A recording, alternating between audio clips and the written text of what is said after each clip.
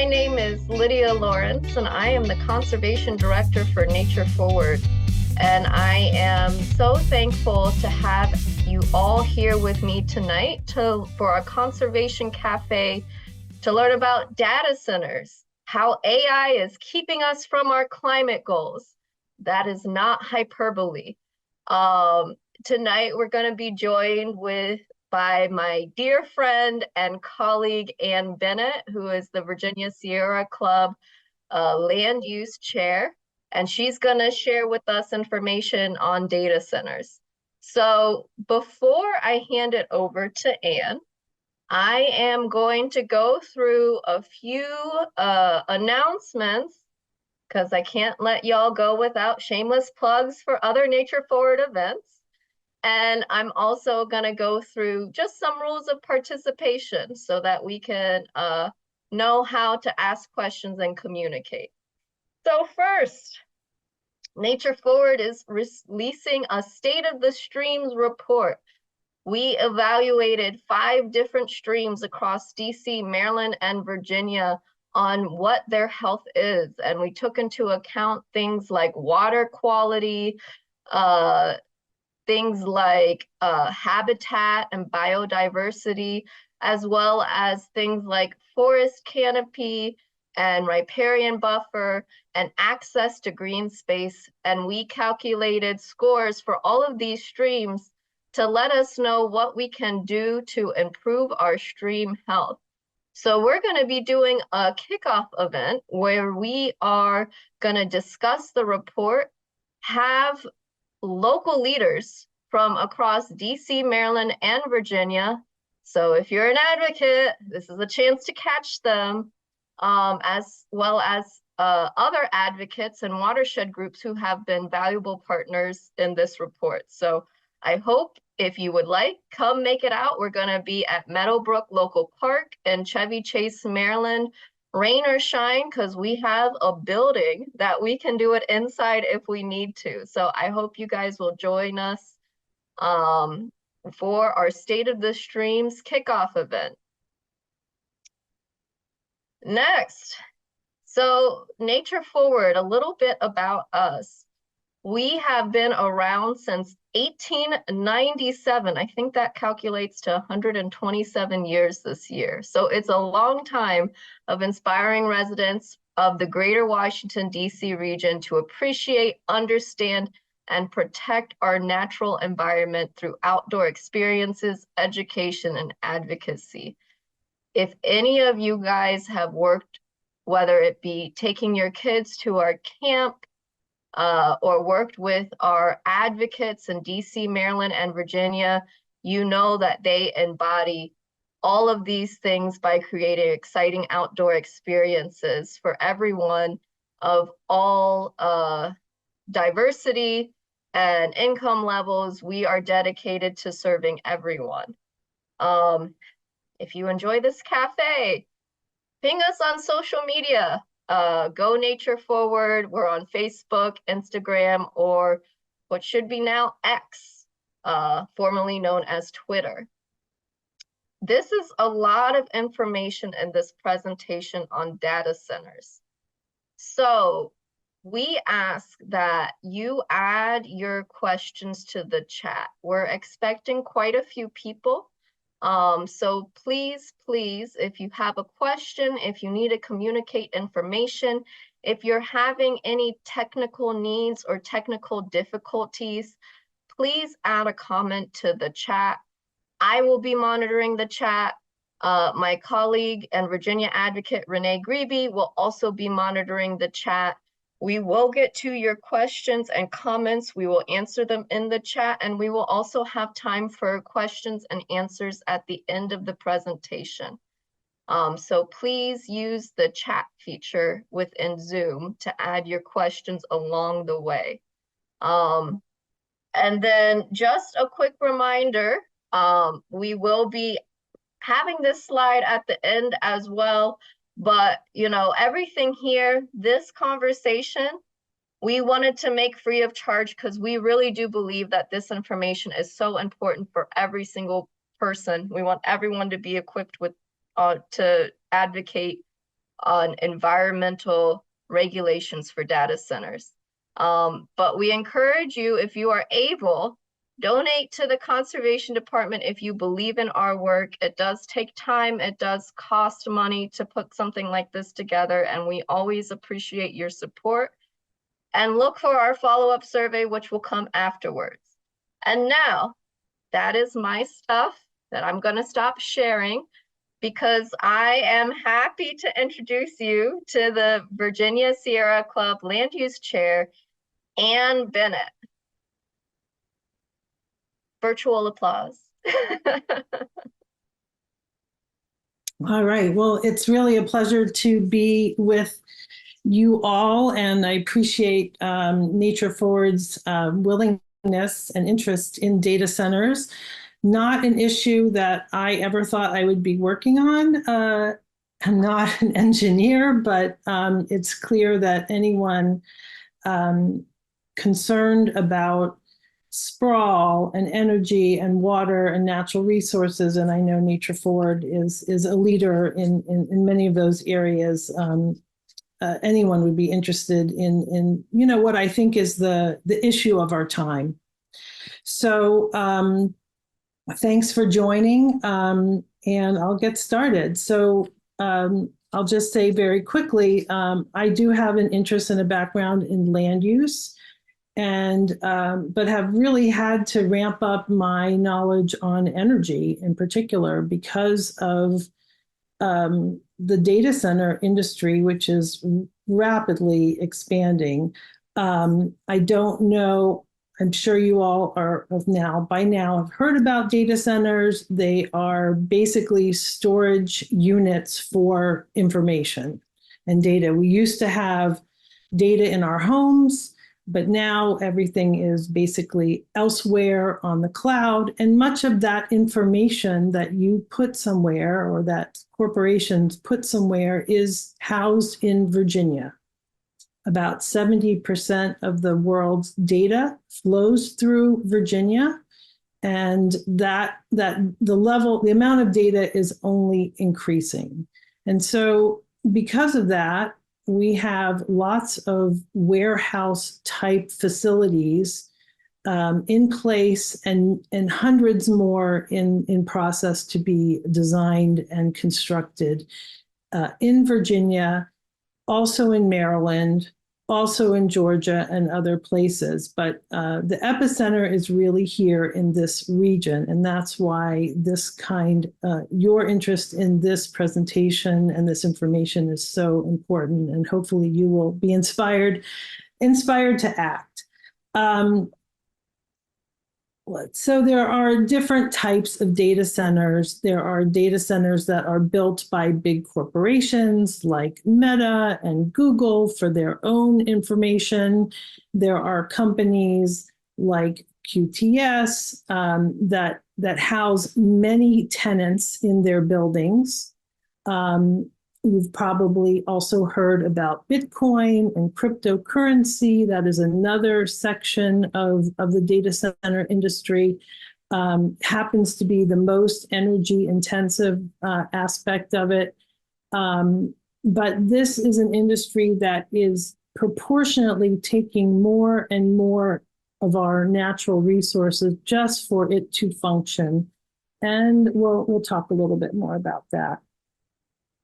Lots of companies in Virginia, and they are elsewhere. You'll see them in Denver, you'll see them in Georgia, you'll see them in all sorts of states, but this gives you a sense of how many players there are, and that's growing. So who are the players? Locally, the biggest player is Amazon. There's no question. The governor of Virginia made a big deal with Amazon worth $35 billion, and Amazon is ramping up to build campuses all over the state, frankly. So they really are the biggest player locally, but there are many others: Google, Microsoft, QTS, Digital Realty's huge, Equinix, Iron Mountain. It's expanding rapidly. Many of these companies are not headquartered locally, but they are here, frankly, to provide services to national and international clients. And they are here also to make money, of course. So economic development authorities in most counties are vying for this business. There are structural incentives to be here, and we'll talk a little bit more about that. This gives you a sense of what data centers look like. Loudoun County currently is the biggest warehouse, literally, for data centers. That is projected to change over time, and Prince William County, in a little bit south of Loudoun County, is expected to take over Loudoun County, but together they will constitute maybe half of the industry, let's say, in Virginia, at least. So this just gives you a picture. Thanks to the Piedmont Environmental Council for these beautiful pictures. And so what's driving demand? So localities love data centers because they get tax revenue from them.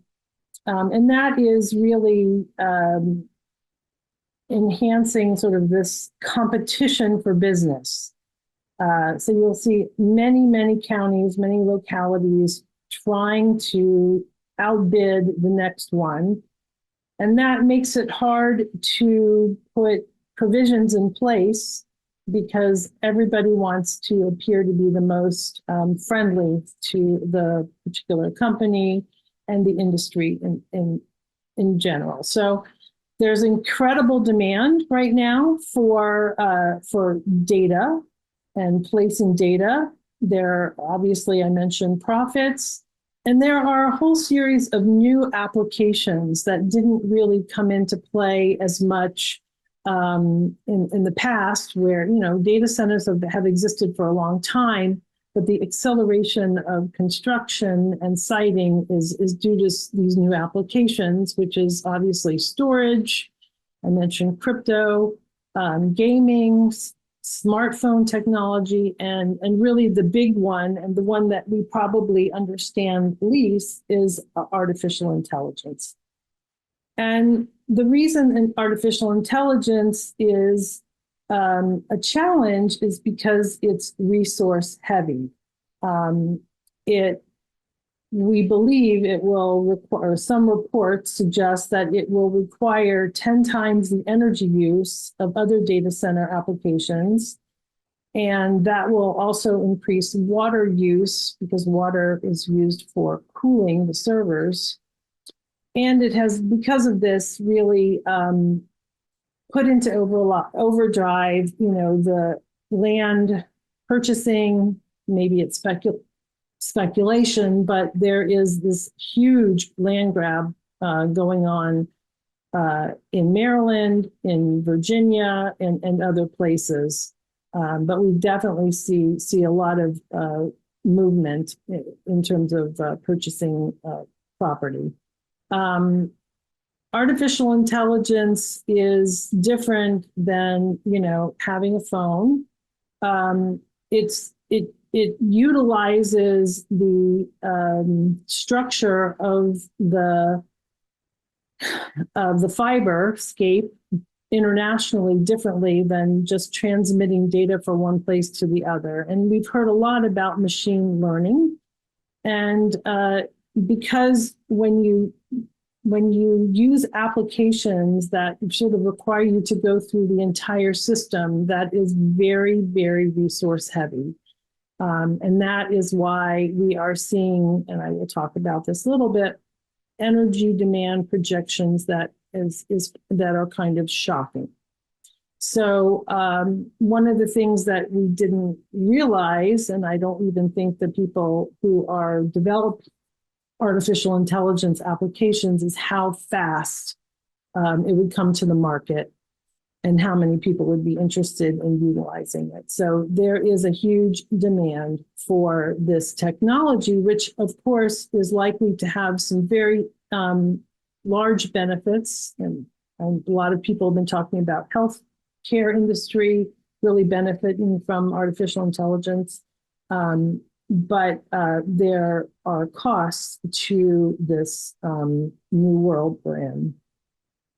So I think I mentioned that 70% of the world's data passes through Virginia. It's basically enabling now an energy crisis of sorts.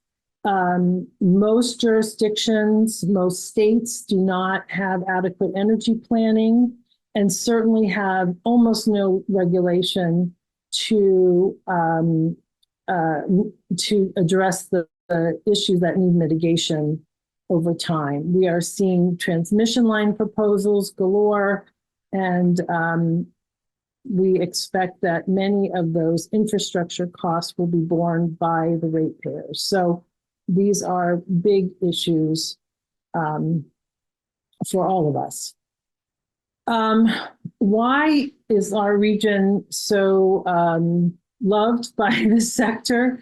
Well, it all started in Loudoun County, and the internet basically. There's fiber that has been laid in Loudoun. There are seabed fiber optic cables nearby that go throughout the world. We have a regulatory environment that's very favorable to industry, this particular industry, in terms of subsidies, and we have cheap power. Maryland also has, due to its proximity and its interest in the local revenue, is now getting in the game. And there's definitely a connection between Maryland and Virginia. I'll speak about that as well. State subsidies for Virginia are now over $1 billion. So this is real money for taxpayers as well as ratepayers. This is just a view of the cable network. You can, sorry about that. You get a sense of how many cables there are and why Virginia Beach is part of the story. So why are we now talking all of a sudden about data centers? Well, really, I like to say, the more I understand this, is that there's sort of a demarcation time pre-2022 and post-2022. About a year ago, we began to understand the energy impacts of data centers because we got information from Dominion Power and the grid operator PJM, based on 2022 data that showed that there would be basically a power crunch. And so that has aligned nicely with the advent here of artificial intelligence. So while things were humming along till about, a year and a half ago, now things have accelerated very rapidly. And you can see, sort of the projections, but I just picked out a few counties here or areas of how much growth is in the pipeline. Just quickly gives you a sense of the square footage county by county. You don't have to memorize it or anything, but it just gives you a sense. Our digital gateway in Prince William County, you may have heard of, was a part of a big fight. That is the largest data center campus in the world that has been approved. That is actually now in litigation. But every county has, Loudoun has led the way, of course, and Loudoun, I believe, will have much more than 41 million square feet at the end of the day. You will see that things are basically going south from Prince William County. Many huge campuses in Culpeper, Stafford, Spotsylvania, Caroline. Many of them are Amazon. Not all, but many. Louisa will have 2 big campuses, and Maryland also has projects in the works. There's one in Frederick County, the quantum loophole, which has been the subject of much discussion and some state action, where the Maryland Public Service Commission actually denied an application because of the pollution that would be caused by the diesel backup generators. So that has been in the news, and that has also encouraged the governor to go to the legislature to try to overturn the Maryland Public Service Commission, so that to pave the way for these kinds of campuses. There's also one that was announced in Prince George's County, the Landover Mall, and that is also in the pipeline. And I guess one could probably expect more as well. Many states, as I mentioned earlier, Virginia happens to be sort of the center, but many states are experience data center growth. So consumption, well, that's really the name of the game here. The industry is pulling more and more energy over time. Right now it's 3%.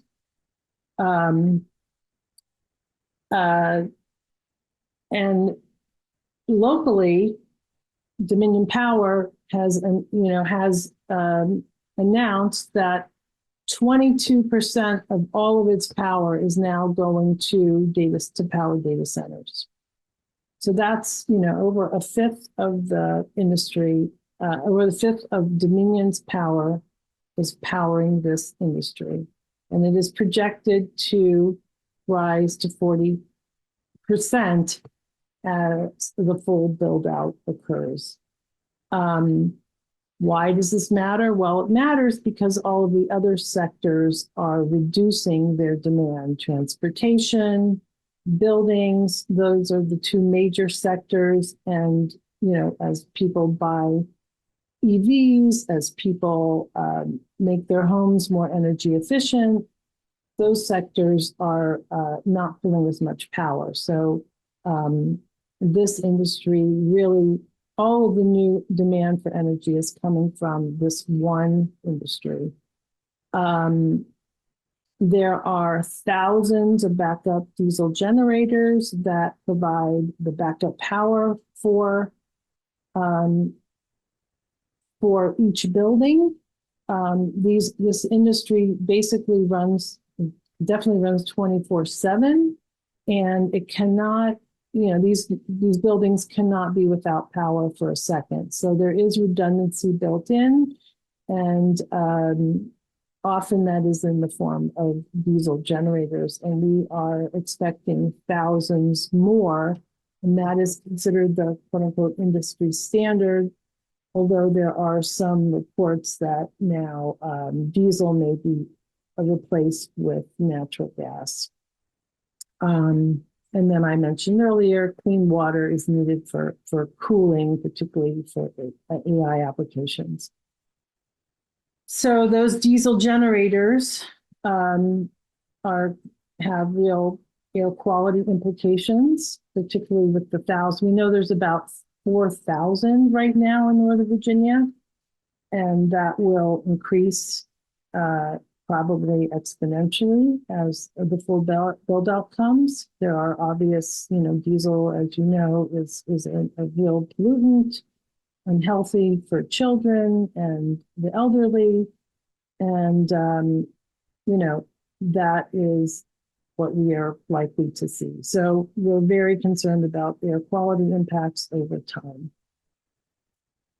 The other thing we have learned is that the industry is causing our carbon emissions to increase. We know this from the Metropolitan Washington Council of Governments data that has shown us that Loudoun County's carbon emissions have gone up over 50%. Prince William counties are up as well. not as much, but they haven't experienced the actual construction and connectivity yet that Loudoun has.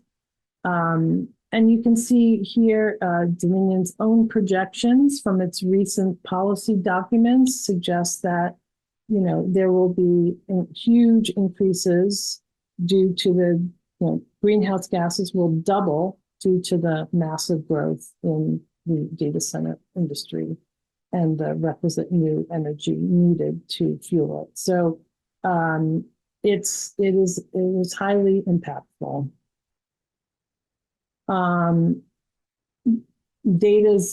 Data from Dominion Energy gives us, have given us an understanding of the energy, quote unquote, costs. And you can see that Dominion now has signed agreements for 13 gigawatts of data center power, up from 2.8 gigawatts. The latest figures suggest that will go up in Virginia alone to 25 gigawatts of new demand. And nationally, that could be as much as 38 gigawatts. Those figures are just they're revised constantly and they only go up. PJM, the grid operator for our region, suggests that data center growth will be 5% annually, year over year. So this is putting an enormous strain on the grid. Here is gives you a graphic that shows that from PJM, the grid operator, where you can see that the increased load is pretty much the same curve as the data center load.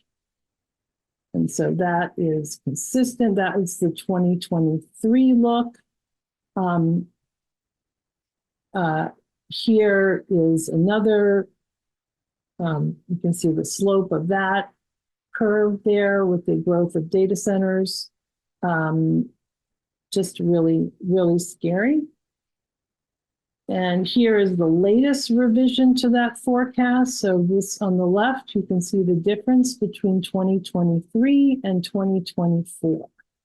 So every time they take another look, they need more power.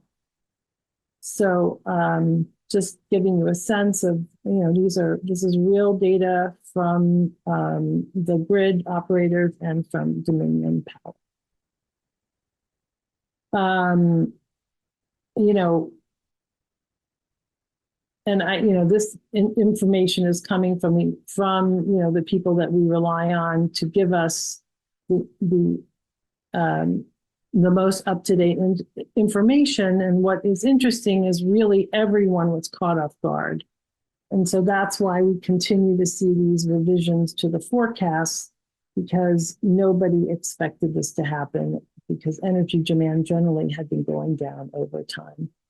So we're very concerned that because there is so much interest in connecting to the grid and not enough clean energy to meet this kind of, whatever it is, 1325 gigawatts of power, that there will be implications for cleaning the grid, and that fossil fuels will be relied on in a way that we hadn't anticipated.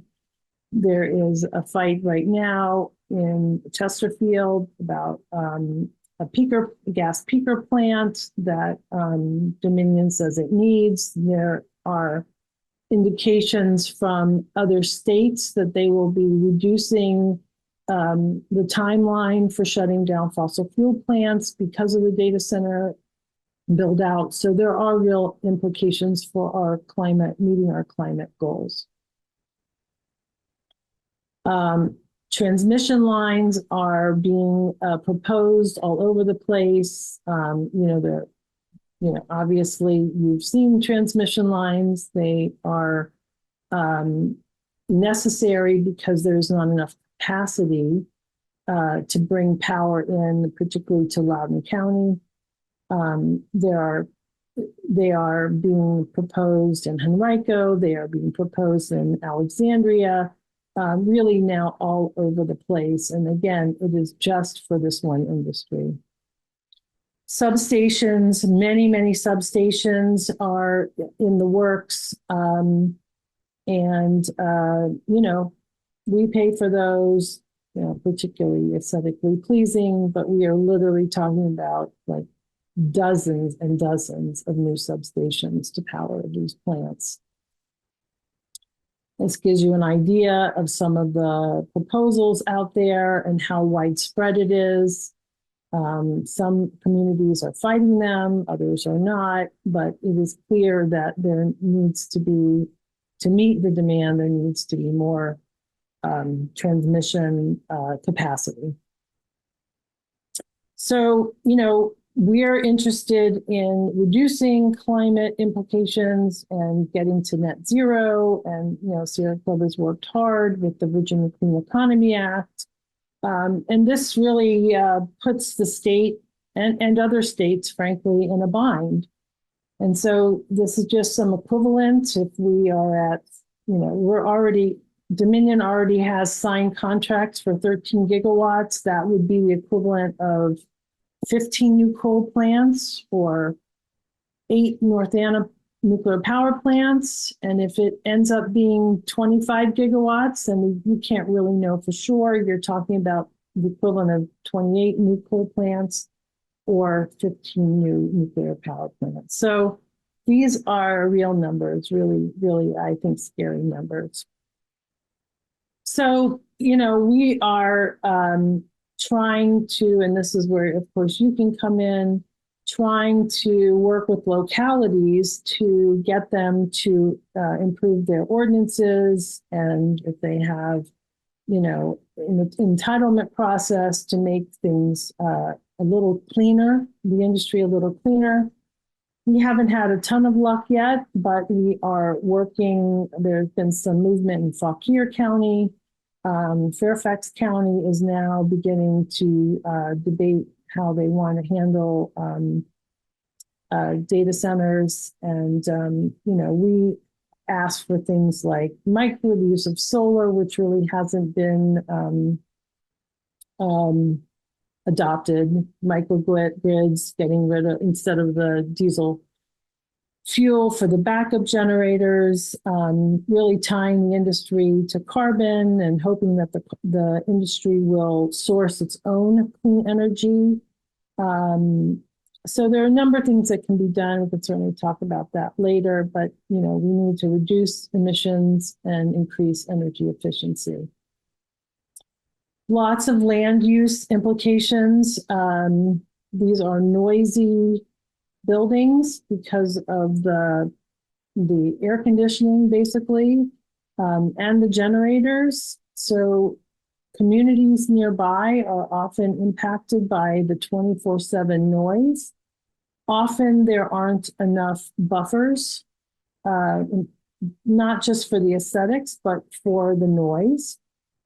We are seeing acres and acres being gobbled up, not just by data centers, but also warehouses. So there are impervious surface concerns all over. Transportation of that diesel fuel, it needs to come in by truck. We talked about the air pollution, the fact that this is really all industrial infrastructure, and that it, is not particularly visually soft on the eyes. So residential communities in particular, some commercial, have been really impacted by these data centers. On the left, you'll see in Loudoun County, and if some of you are from Loudoun County, you'll see the WNOD trail, multi-use trail, surrounded by data centers. So there are real quality of life implications. Also, the extent to which these are now being sited very near amenities, and as you can see on the right, housing developments, and people are not particularly pleased about some of these sightings. So, in the land use, we are certainly hoping for adequate buffers, noise ordinance at the local level that will address data centers specifically. Also the backup generation. We are seeing that many jurisdictions cite data centers by right, which means that they, unless there are provisions in policy plans and ordinances to regulate them adequately, they really do not have to do very much. Often it's just, water runoff. Sometimes there are buffers, but not always. But they just are sort of regulated as a warehouse. And we certainly believe that there needs to be far more regulation on lots of levels. Water is an enormous impact, and I would say an increasing one, and we certainly don't fully understand the impacts of the amount, the water quantity, and the amount of water that they will be generating, they will be needing over time. In the past, generally they have been cooled by air technology. But we understand that as artificial intelligence makes the servers run hotter, that air cooling will not be adequate and that water cooling will be required. And we have a clue about how much water will be needed because in Louisa County, Virginia, Central Virginia, Amazon has signed an agreement with the county for 640,000 gallons per day for its campuses there. So that gives you a sense of at least what they need at the get-go. And not all jurisdictions have water in the way that Louisa County does. So we are watching this, trying to understand it over time. And are glad that people are beginning to study this aspect of it. You'll see there have been fights over water nationwide. Google was forced to admit how much it used in Oregon. Microsoft cited, I think it's 5 data centers in Des Moines, Iowa. And nobody really knew it was. That's where they were prototyping ChatGPT. And in 2022, they were utilizing 6% of the town's water, and nobody really knew it. And then it just went up from there to 34%. So, globally, Microsoft's water consumption is up 34%. So this is all driven by artificial intelligence. So as we understand it, every time you do some action, you're using. There's a quote here from a researcher in the University of California that every time you use ChatGPT, you use close to a 16-ounce water bottle. So that's makes it, real. One of the biggest challenges we have, when I say we don't know, we really don't know, due to a really unfortunate lack of transparency in the industry, and even local authorities being unable to share really important information that would give us a sense of how to solve the problem. So there are non-disclosure agreements. The power company doesn't share information. The public water utilities do not usually share information. And so usually we find out when there's a problem, just like we found out about the energy use when they really realized they were running out of power. So you need information to solve problems, and we just don't have enough information. And I think the industry likes it that way. Just we know there are jurisdictions that are very, very concerned about, again, I mentioned this earlier, water, the Occoquan watershed, which is drinking water to 800,000 people, we believe will be under pressure because of the build out in Fairfax and Prince William counties. Potomac River often is in drought conditions. And the Rappahannock is also, was incredibly, was down to a trickle this summer. So jurisdictions are very, very concerned in the rural areas, also not just in the urban and suburban areas. And so, again, we need transparency around water. We need to know how much they will need. Needs to be, data centers need to be integrated into state and local water planning. We need them to be able to reutilize water and make sure that the water that comes out of the data center isn't polluting. We need all sorts of regulations in place. And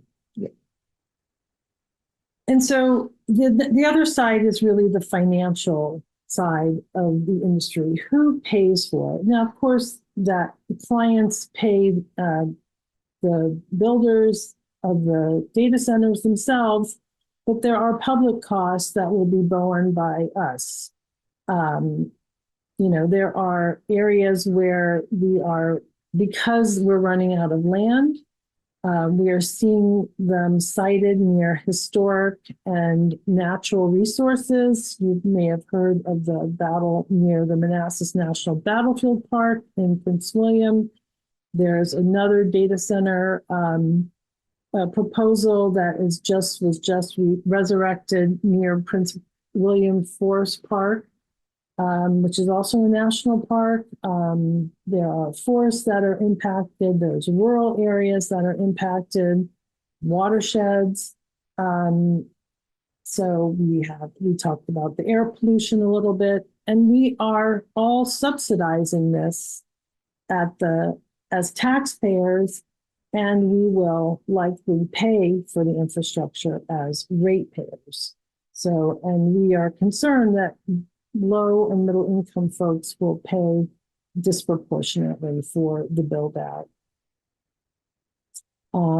This shows you some of the Virginia subsidies. They are the biggest, particularly because of Amazon. Amazon was only required to bring 1,000 jobs, by the way, for their $35 billion investment. So it's really been a sweetheart deal for them, and they will have, decades and decades of impact on the state. And Georgia is the same way. Other jurisdictions are, as I said, making it very, very easy for them to cite. What can you do? Well, we need to push for, as I said, studies, transparency, and benchmarking, so we know how the industry does over time. Local officials really do not understand. Some do, but most local and state elected officials really don't have an understanding of this industry and the impacts. They are very much wooed by the local revenue and the labor jobs to construct the buildings. Those are, for the most part, short-term jobs. They're important, but it doesn't take. It takes just a few people to run the data centers, so we're not providing a ton of long-term jobs, and that's why 1,000 was all Amazon was required to meet. But we really need a workforce here to educate elected officials and their staffs about the increases and the cost, all sorts of costs to residents that are in any jurisdiction that is seeing this growth. We need them to raise commercial power rates. We need the protective local policies and ordinances. We need good planning. They really aren't planning for the build out to protect all the resources. Subsidies have costs, as I mentioned. And yeah, that's really a good overview. And there is now the Virginia Data Center Reform Coalition, which we are working in, and a good more than 22 local, state, national environmental and historic preservation groups are working in to try to get the state government to put some policies in place.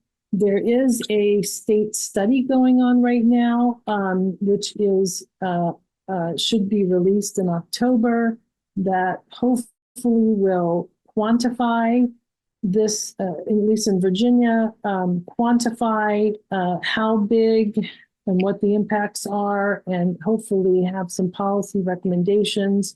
Many organizations have tried to get some legislation through at the state level this year, and really that was not successful. So hopefully next year we will be able to get some good laws in place to protect all of us. And with that, I'm delighted to at least try to answer questions. I know that was a lot of information, and I apologize. Hopefully we didn't lose too many. Thank you so much, Ann. That was a lot of information, but it was a lot of really good quality information. A reminder to everyone, please put your questions in the chat.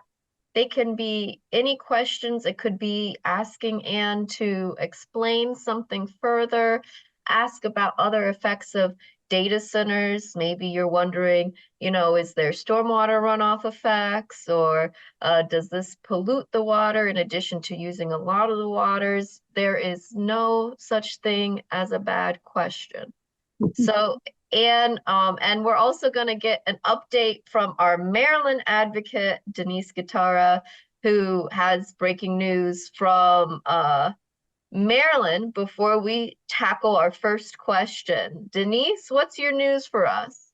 Yeah, so the Maryland bill, as some of you have been following, Data Center Maryland bill, has been going through the Maryland General Assembly, and we are still pending. It's still it passed the Senate, but it hasn't passed the House yet. But the breaking news that Lydia was mentioning is that there seems to be an amendment that is very likely that it's going to pass, and it would basically put a 15% tax on data centers, and that money will go to pay for some of the parts of the Maryland Climate Action Plan, which it's not good. As we've just seen from Ann, it's kind of like we can't pay our way out of the climate emissions and all the environmental impacts data centers will have. So that is the latest news that we have. And the bill hasn't been finally voted, so there is still a chance. And I will also put in the chat, you can still send your letters to your Maryland elected officials if you reside in Maryland, and let them know the environmental impacts the data centers will have in our environment. Thank you, Denise. Thank you for that update, and I hope to all our Maryland attendees that you will make your voices heard, because we need each and every voice on this issue. So back to Ann, I have two questions for you so far. The first one is, why is commercial power so cheap in Virginia? I think one explanation is that Dominion Power, which is our somewhat private public utility, has had a very cozy relationship with the General Assembly, and it's been very hard to pass legislation and to increases in rates for commercial users because they've lobbied hard and there aren't incredible ethics rules in Virginia so that they dole out a lot of money to keep rates low. And there are probably other reasons too, but basically they have generally gotten what they want. And we also have a governor in Virginia who's very pro-business. And you see some alignment between the utility and the industry, the data center industry. So that 1-2 punch makes them very, very powerful. But certainly there are going to be incredible costs coming our way, and we are going to have to find ways to pay for them one way or the other. Thank you. And another question, which you had as a point in your slide as well, but question comment, data centers aren't reusing their cooling water? I think some of them do reuse some of their water. I have read, and again, this is not information that we have. Very few share the information, it's proprietary, but I have heard that some data centers will reuse about 25% of their water. So the answer is yes, some do, but it's not like it's 100%. So they're using water one way or the other. It's a good question though. If you don't mind me jumping in, I'll say that in Fairfax County, there had been a planning commissioner who was also a data center developer. And there was a meeting that was held with the Environmental Quality Advisory Council. And in the discussion about water discharge and concerns about what might be coming out of data centers, the response from this data center developer planning commissioner was, don't worry, there won't be any water coming out of it. We're using evaporative cooling and we'll use it all up. So that was very eye-opening to hear somebody say that. Again, as Ann mentioned, we don't really have the data, so we don't know, but that's maybe a worst case scenario, that the water is gone. Yes. Thank you, Renee. That's terrifying. Another question we have in the chat is, don't local water conservation regulations or other environmental regulations have any effect in setting up these data centers? Yeah. So you said water conservation effects. Is that what? So the regulations that and please, Janet, if I am not interpreting your question correctly, please feel free to come off mute and correct my interpretation. But I interpret it as a lot of localities and states have water conservation regulations or environmental regulations, or there are federal requirements. Do these have any effects when it comes to siting and building data centers? I really don't know the answer to that question. I think that the use of water is just ramping up now. And I don't know if what's in place is going to really be able to make a difference given what we think is going to happen. I really don't know. Yeah, sorry, I can't answer that. And Denise, this may be a good kind of question for you as well to talk about the Maryland data center bill, which you spoke on the update. Don't local water regulations and environmental regulations have any effect in siting data centers? And I was wondering if you could speak to in Maryland, how we've seen these effects, and then why this bill that Maryland is proposing is looking to kind of remove some of these restrictions. Yeah, so the current bill that's in the General Assembly, SB 474, the actual regulations that are in place are actually good. It's the bill is trying to take away from them what's actually essentially good. which is that diesel generators will be exempt for data centers. So we don't want that. That's why we're fighting back. And in the case of the data center that wanted to sort of create the quantum loop in Frederick County last year, which was also denied a permit, that was also a case where there were good regulations in Frederick County, and the local authorities basically stood by those environmental regulations. So yes, there are good things that are in place already, but it's the data center industry that is trying to get away basically by trying to slowly kind of chip away at these good environmental regulations so that they can add more data centers in the region. And I also put in the chat the link to not only the Maryland General Assembly blog, but also the data centers in Maryland blog, which just came out yesterday, and it has more information about the quantum loop. I just want to add too that there's a bit of tension between Maryland and Virginia right now because Maryland believes that it will be paying believes that it will be paying for some of the infrastructure for the build out in Virginia. So I know that one of the, I think it's an NGO in Maryland, has filed with FERC a complaint that Maryland should not be paying for transmission lines and other infrastructure that's really headed through Maryland into Virginia. And so, you know, lots of dynamics at play here and a lot at stake, obviously.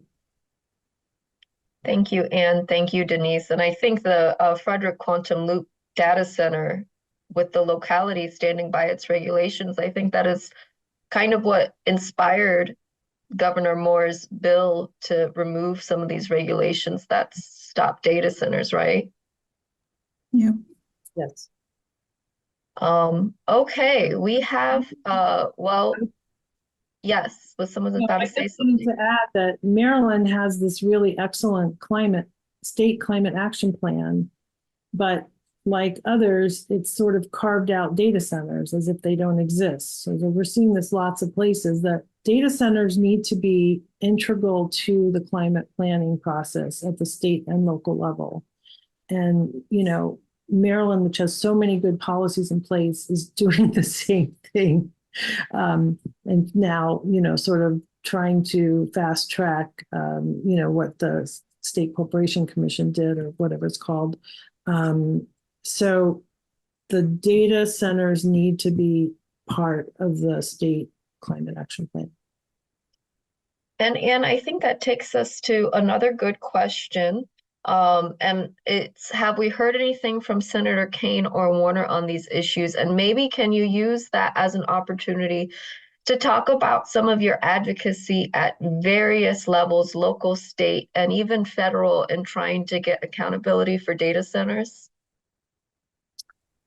Well, Andrea asked a very important and very interesting question. I would say we have heard very little from our federal legislators, not from lack of trying. We are going to try to do another round of advocacy because we think maybe with the level of energy demand needed, maybe there is some more openness to the Senate, particularly addressing some of the implications for the industry. But no, we were pretty disappointed when it came to the fight over the digital gateway and our hopes of protecting the national park there, that they would speak up to protect the park. And honestly, they did not. I would say Representative Wexton was fairly good.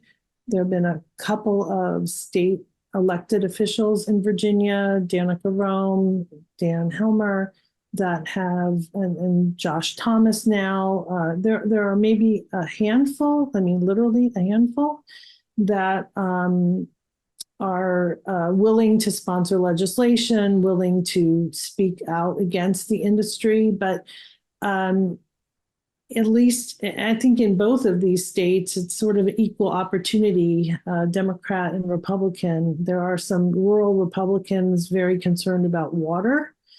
But generally, there is sort of a, I don't know, there's a great enthusiasm to for economic development at whatever cost. And I guess it's our job to continue to try to educate them on the cost side.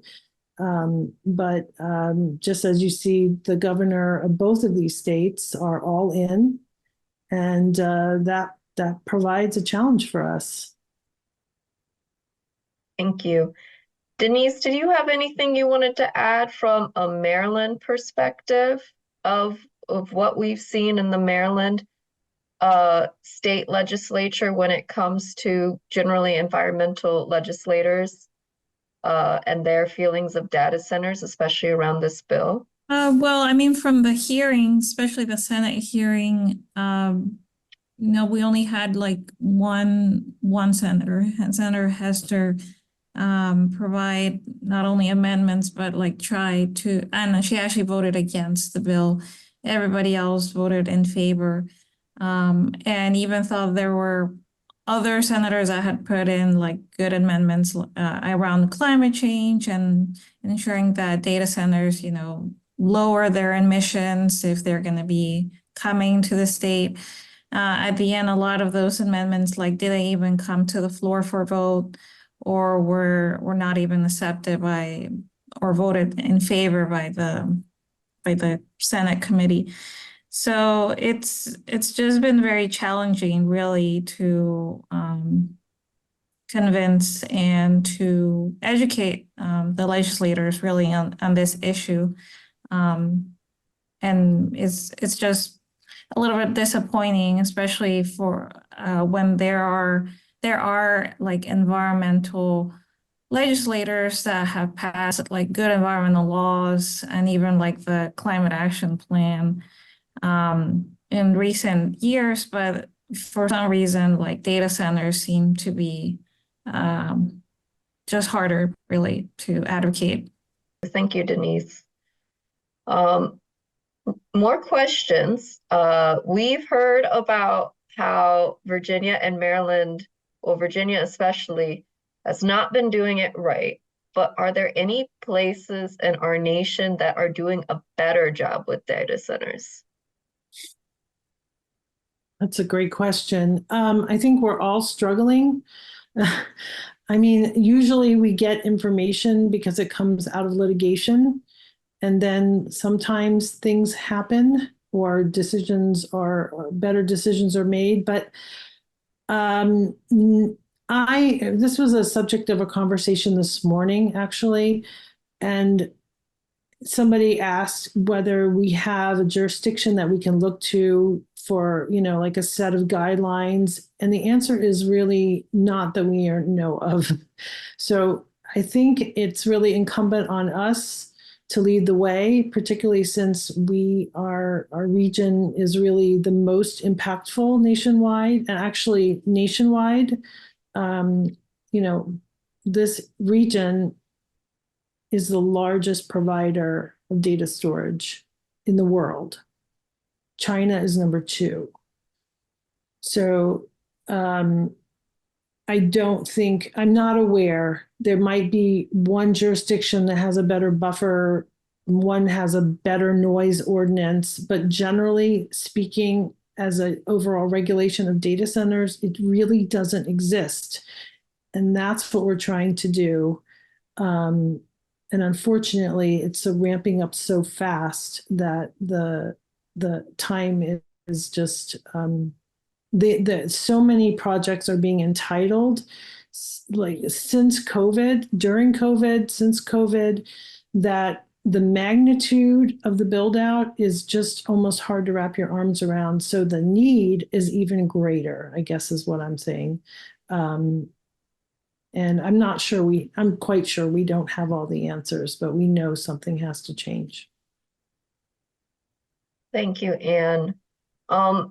So we have some good answers in the chat for this question, but I did want to bring it up because others might have the same question. You talked about what is driving data center development, and you talked about things like AI and cloud storage and cryptocurrency and things like that.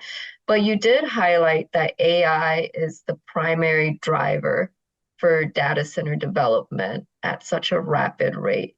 Could you go back through exactly why AI has caused this exponential growth?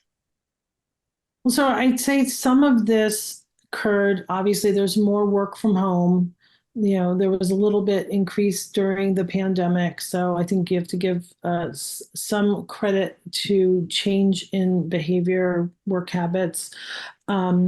But I guess the best way I know how to explain the impact of AI and why it's different, it's like if you send a text message from point A to point B, sort of a finite action, right? But if you are searching all of the possible corners of the web or the information zone, your request, your AI request is going all over the world and grabbing as much information that is relevant to your request. And then really here, I'm talking about learning models, and it brings it back. So instead of me texting from here to there, it's going all over. So that is very costly in terms of energy usage. So that's the first side of it. It takes as much as 10 times the energy to make those kinds of requests of the entire system than it does from this sort of finite point A to point B that we're sort of used to. That also makes the servers in the data centers run hot. Okay, they work harder, they work hotter, and the cooling requirements are that much greater. And so I don't think we know at the end of the day what those requirements will be, but we understand that we will need more water to solve this cooling problem than we have had, than we've needed, or the industry has needed in the past. So it's just something that we're trying to understand better, but we know it will be a bigger problem, and we know jurisdictions are already worried about this. So I would say those are the two main pieces of AI that seem to impact this, the cost. Thank you. And I think that's a good segue to, speaking of water, many of us, maybe if you're a boater like myself, maybe you've watched how low the Potomac River got this year. If you watched the river gauge like I did, we were seeing rock structures I haven't seen in 10 years. Loudoun County and Maryland have been arguing over withdrawals from the Potomac for decades. Do you know if there are limits on the amount of water Loudoun can withdraw from the Potomac? And if and when they reach that limit, if there is one, where does it get its water? I know there are reservoirs in Loudoun. I am not an expert on this. There may be a couple of people on this call who could actually answer this better than I can, but I don't know the system in Loudoun, the hierarchy, but maybe someone else could add. Maybe Renee knows even. I'm not sure. I just remember one comment, and this might have been for Fairfax County specifically, that in Fairfax County, we do have the Occoquan Reservoir, but that there is really no other backup in Fairfax County. It's the Potomac, and we only really have 1 day supply if that were to be unavailable. Right. I think there is a reservoir in Loudoun that serves Loudoun as well, But who owns that water? Who has the rights? Is there enough? I'm really not sure. It's a great question. We need to know the answer. I'll try to find the answer. I appreciate that. Thank you. And then another question, are there efforts to educate users about their data consumption? You mentioned one chat GPT uses a bottle of water. I think that is going to be part of the solution. I know there are a couple of think tanks that have that on their agenda to try to make us all a little bit more responsible for our data footprint. I just want to emphasize though that the numbers, are like daily usage, even our Zoom usage. We're talking about just much smaller impact footprint than what we are for AI. And it's important. I think it's part of the conversation, but I also don't think we can solve this problem. We should all be deleting our data. We should be, reducing our footprint also probably for privacy reasons. But I think we're talking about, this versus this. And we should just keep that in mind as well. Thank you. And then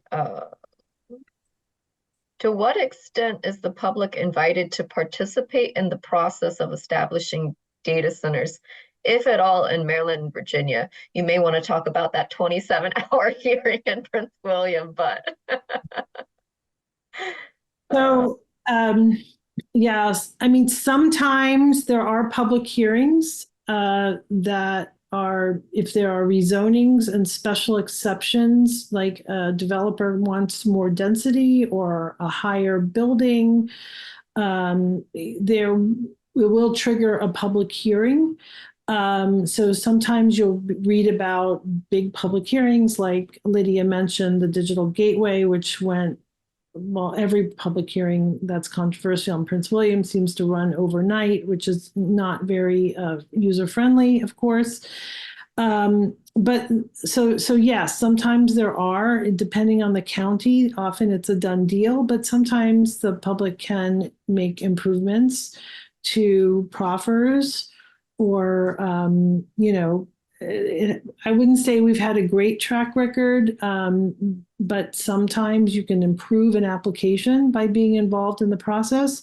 There are times where you really can't, and that is when there is a by right, legal by right, right to build a data center, particularly in industrial zones where you don't need to go through the public hearing process.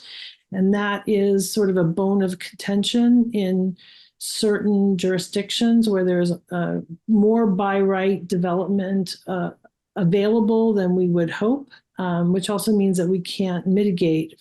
If there are not good ordinances and policy plans in place, we really can't do anything. So there is currently a fight over a proposal for 2 data centers off of Edsel Road near Alexandria. That is by right, and it is surrounded on 2 sides by a stream, pretty significant one, and it's also surrounded on 2 sides by residential, fairly new residential development. And data centers are allowed by right, and those communities are fighting by tooth and nail with trying to get something done, but honestly, their options are limited. So they are working, we're actually working with them on whether there could be a public hearing for the substation that is required and will be built right behind townhomes.